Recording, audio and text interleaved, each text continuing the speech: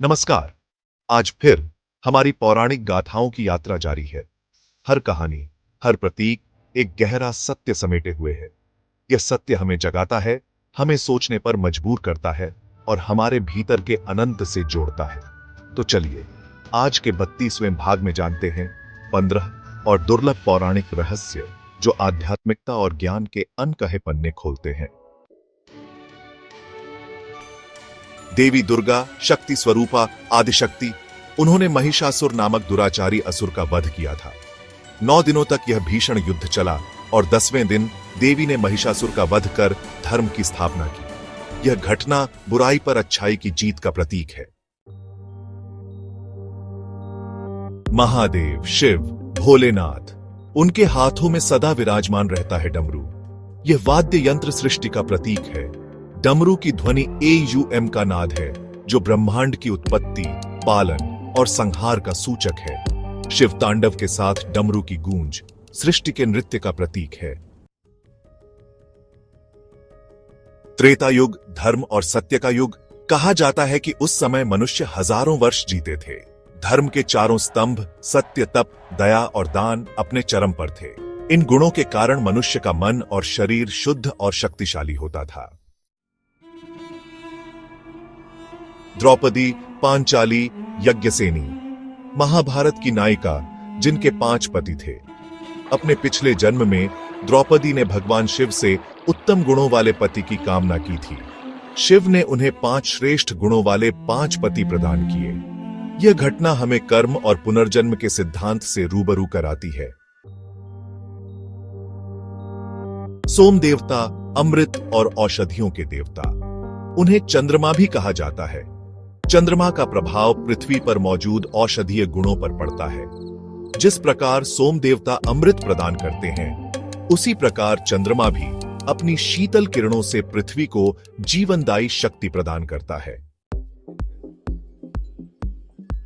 श्री कृष्ण लीलाधारी योगेश्वर, उन्होंने अपने ही भाई शिशुपाल को 100 अपराध क्षमा करने का वचन दिया था। शिशुपाल पूर्व जन्म में एक द्वारपाल था जिसे श्रापवश जन्म लेना पड़ा था।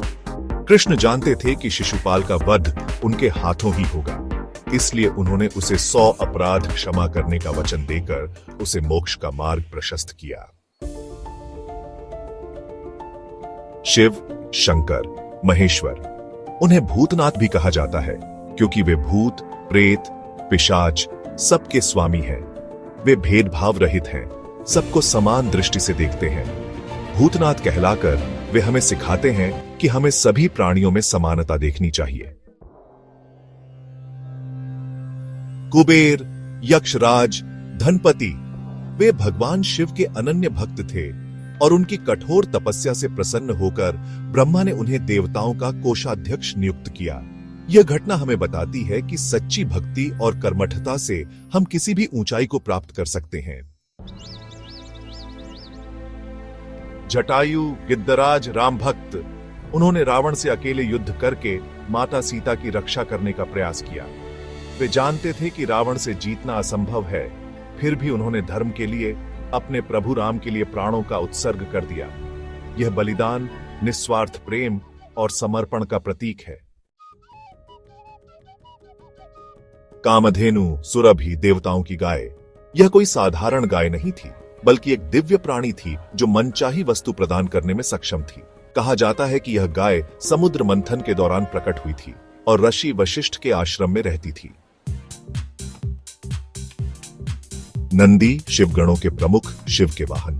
वे केवल वाहन ही नहीं, बल्कि शिव के सबसे प्रिय भक्त और उनके द्वारपाल भी हैं। कहा जाता है कि नंदी शिव भक्तों की प्रार्थना सुनते हैं और उन्हें अपने स्वामी तक पहुंचाते हैं। रावण, लंकेश महाज्ञानी, वे शिव के अनन्य भक्त थे। उनकी भक्ति इतनी प्रबल थी कि उन्होंने शिव को प्रसन्न करने के लिए अपना सिर तक अर्पित कर दिया था। रावण ने शिव तांडव स्तोत्र की रचना की थी, जो शिव की शक्ति और महिमा का गान है। श्री कृष्ण, मुरलीधर, रणछोड़, उन्होंने यमुना नदी में रहने वाले विषैले काली नाग को दबाकर ब्रजवासियों की रक्षा की थी। काली नाग के कारण यमुना का जल विषैला हो गया था और ब्रजवासी भयभीत थे। कृष्ण ने अपनी दिव्य शक्ति से नाग को पराजित किया और उसे यमुना छोड़कर जाने का आदेश दिया।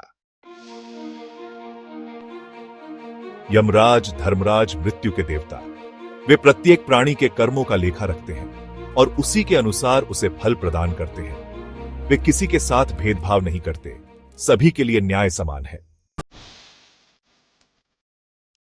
तो ये थे कुछ और पौराणिक रहस्य जो हमें सोचने पर मजबूर करते हैं। आपको इनमें से कौन सा रहस्य सबसे अद्भुत लगा?